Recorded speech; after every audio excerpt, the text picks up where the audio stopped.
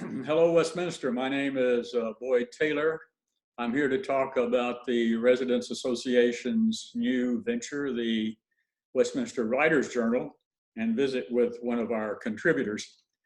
The Writers Journal is a platform for creative expression, poetry, nonfiction, memoirs, fiction by Westminster residents. And the inaugural edition will be available this week. The exact time depends on our friends at Amazon, but notices will be posted. 33 residents contributed to the inaugural edition, and my guest today is one of them, Janice Shefelman. Janice is the author of a number of award-winning books.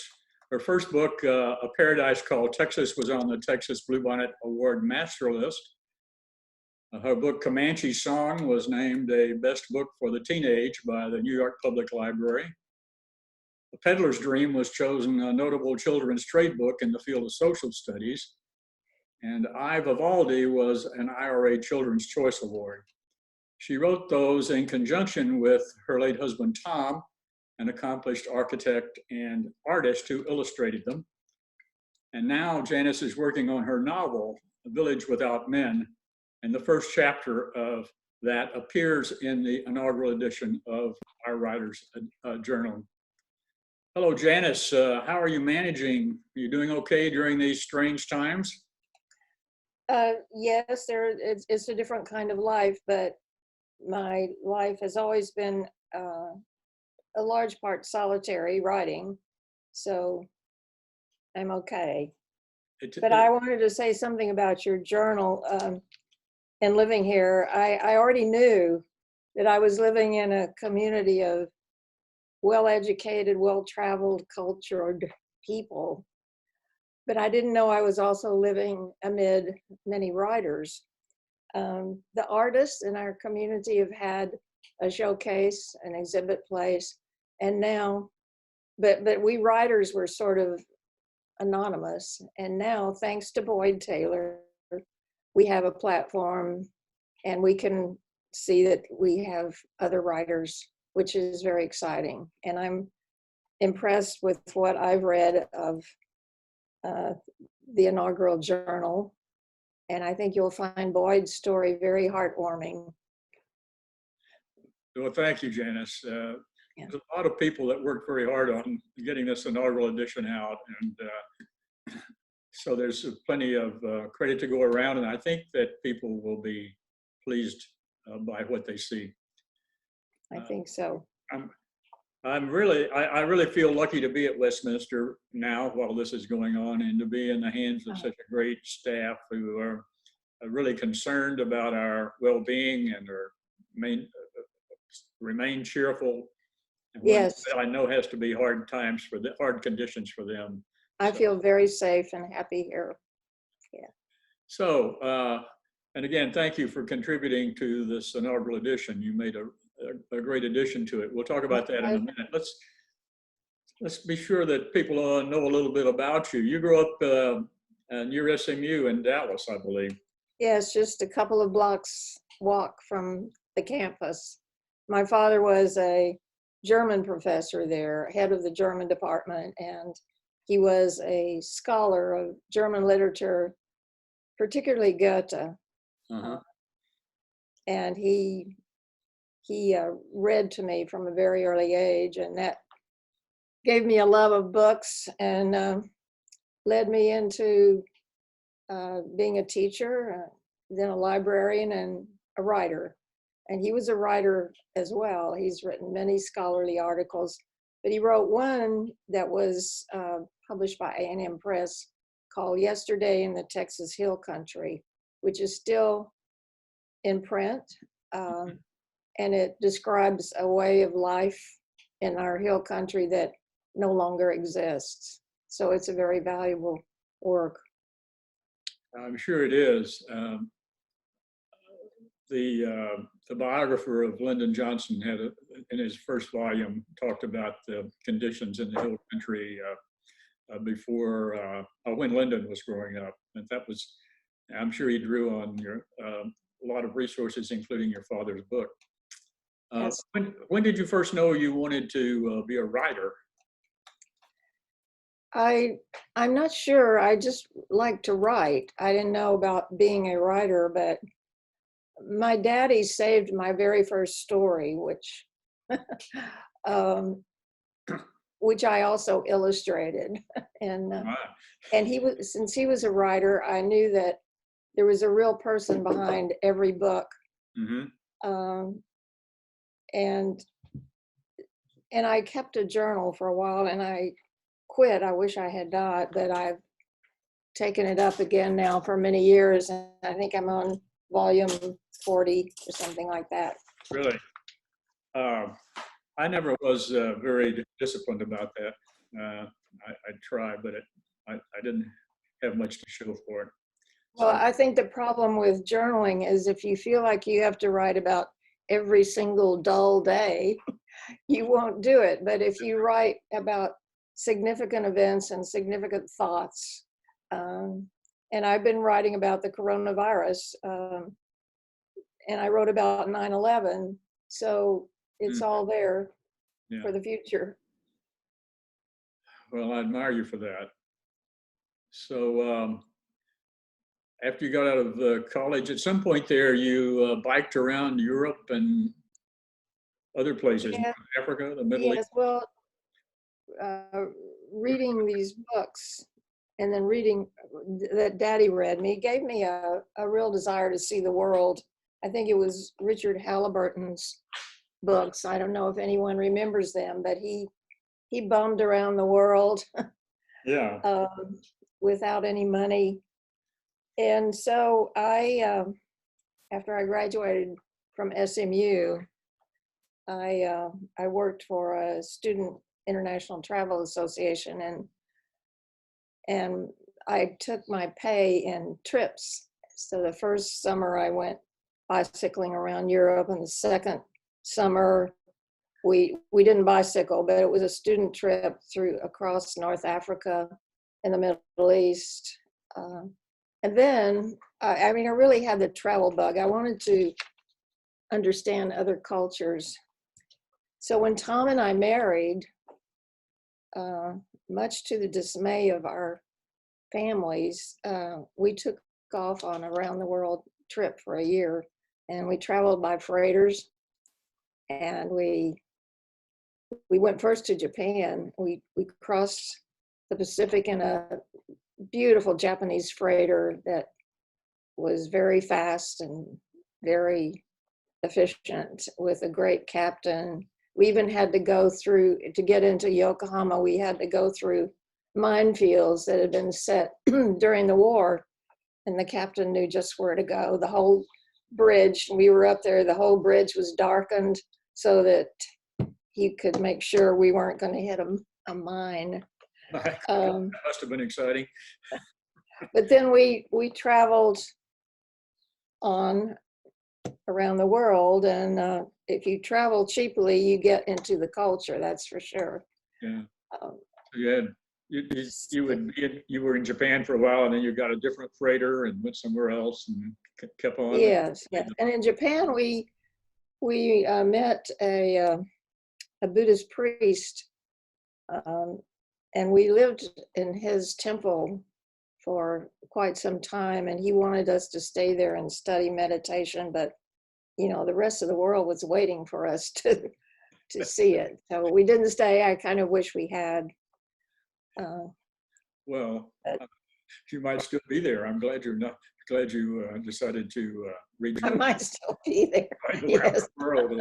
So that must have been what's the phrase? An enlightening experience. I can't imagine. Well, it was. It changed our lives forever, and it really gave me. If everyone in the world could travel and see the world, I think we'd have peace, because you learn about other cultures and you have empathy with them. Yeah. Well, and it's ironic in a way that now that everything is so close in terms of communication and transportation, and yet we don't have that. We don't have what you were talking about. We we haven't, as cultures, seem to grow closer together. Yeah. Yeah. Well, there's not the diversity that there was, but.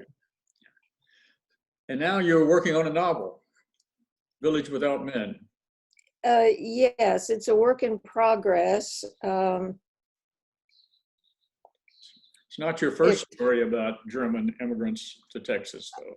Oh, my first one was A Paradise Called Texas, and it was based on my German ancestors coming to Texas in 1845.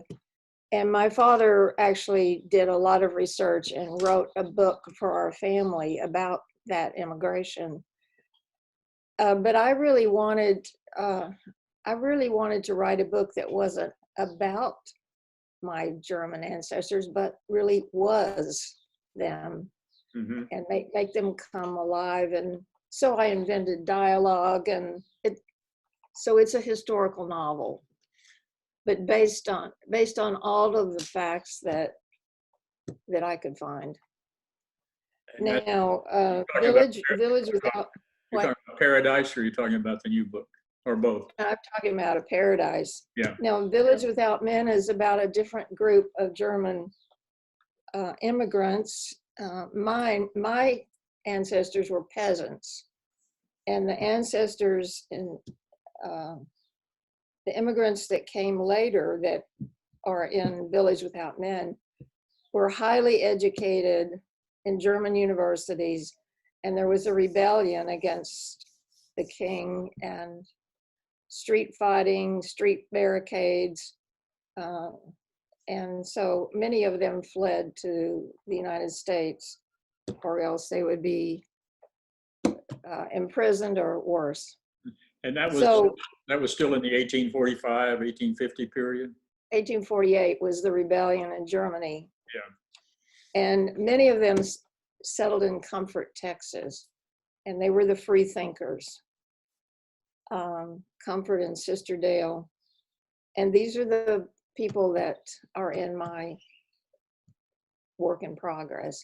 Well, actually, I wrote another book about them. Excuse the yellow tabs, but Sophie's War is the first novel and I'm writing the sequel now. This is the Sophie's War. Okay. And this book is in the library without all the yellow tabs.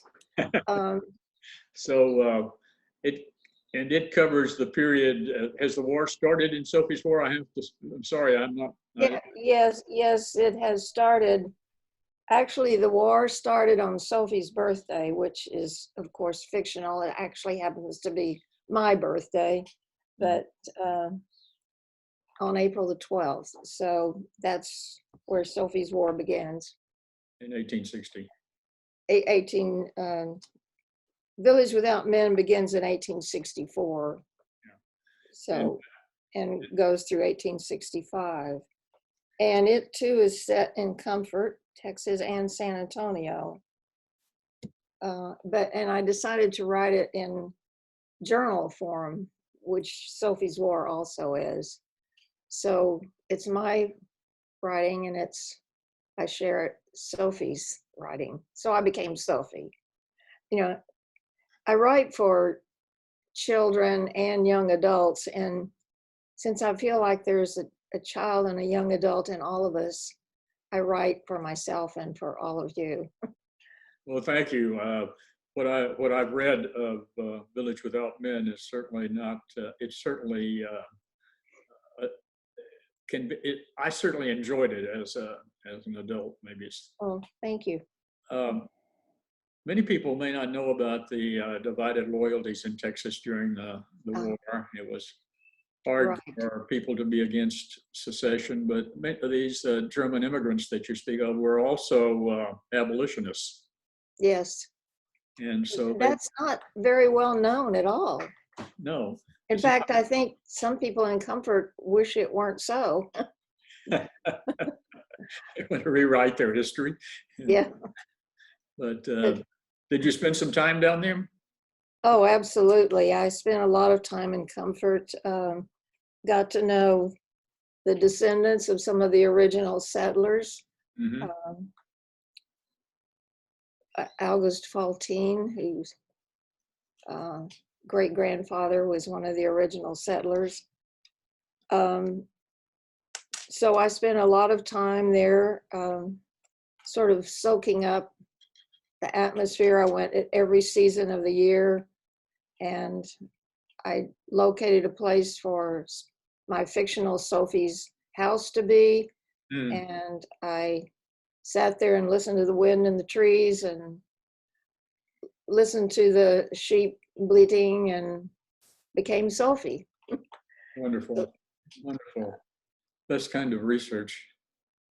Yeah, on-site research is wonderful. I love to do research, and I love to make the past come alive. That's my passion.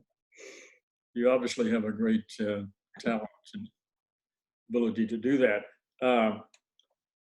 So the men were in danger. The rebels were a lot of the rebels were all fighting, and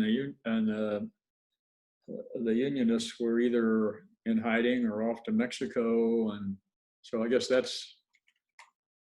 it really was a village without men, or the men that came around weren't anybody that you want to meet. Right. And it's a little known fact that some 45 Germans fled. They were Unionists. They'd been persecuted. Men were hanged, their cabins were burned, and that happens in Sophie's War. And so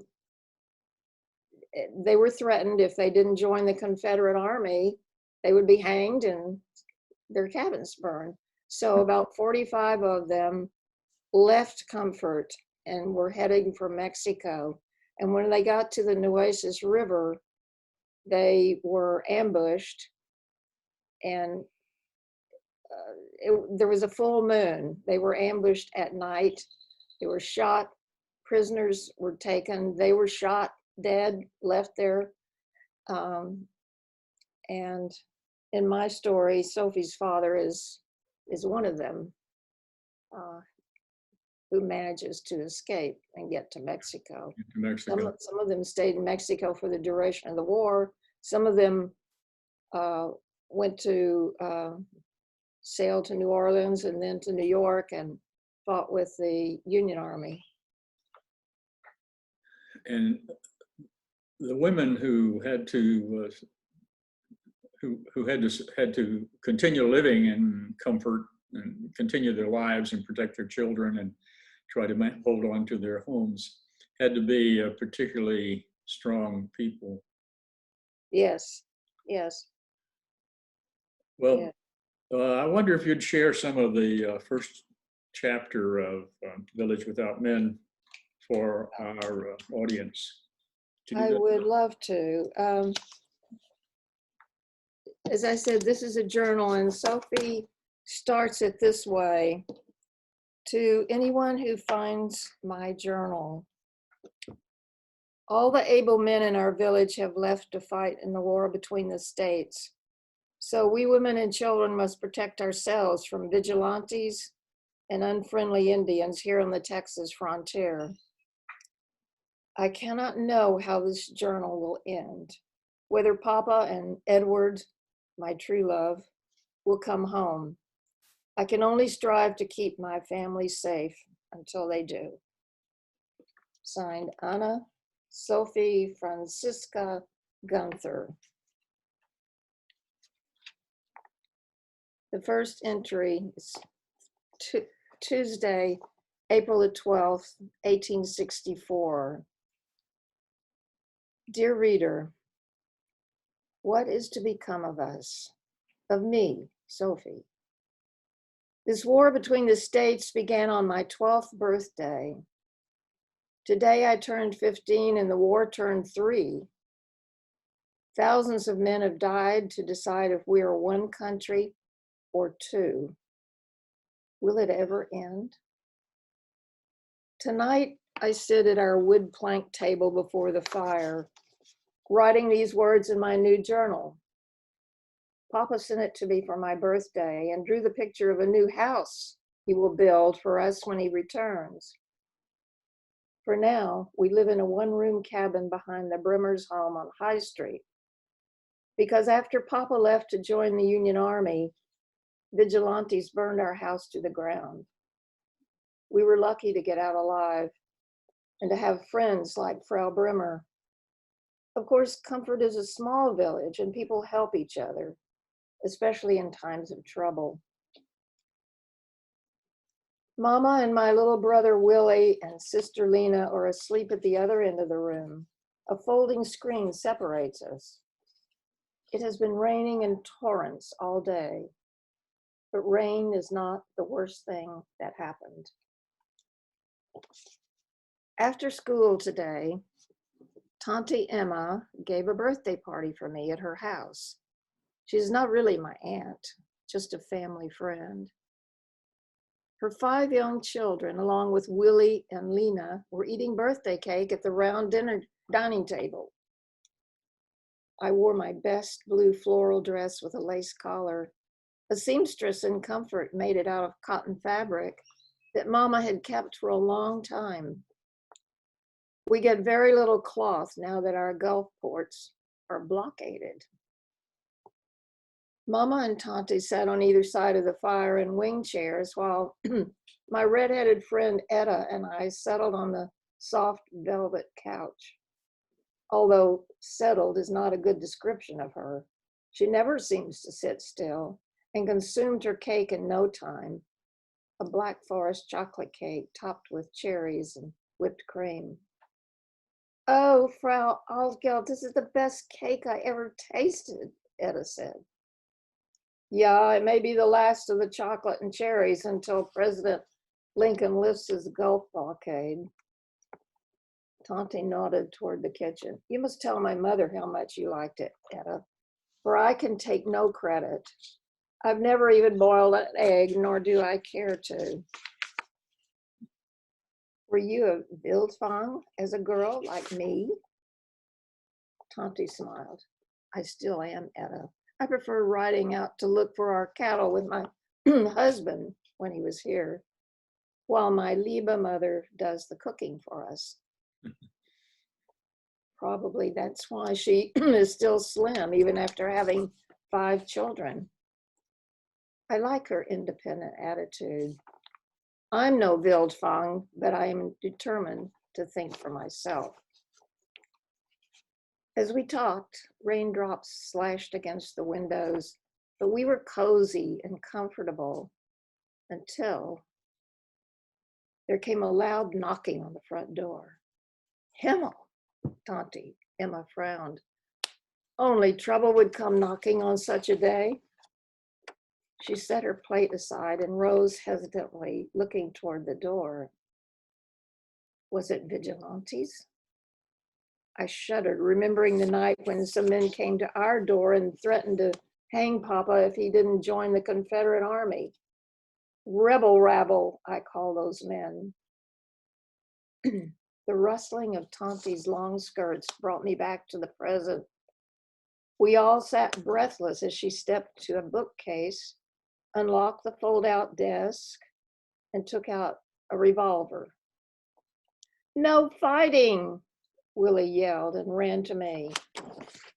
I hugged him close while Mama took Lena on her lap. "Don't open the door, Emma," Mama said. Tante looked at her for a moment. "If it's some of those vigilantes, they will knock it down anyway, Elizabeth." Frau Merck, Tante's mother, came out of the kitchen, sat down at the table, and pulled her 2 youngest grandchildren onto her lap. "Stay here, meine Lieben, and be quiet." Etta clutched my arm. For once she was speechless. We all waited in tense silence. Tante cocked the revolver, opened the door, and took her stance. With arms outstretched, she held the gun in both hands. A group of men with handkerchiefs tied over their lower faces stood outside on the front gallery. "I'll shoot the first man who comes through the door."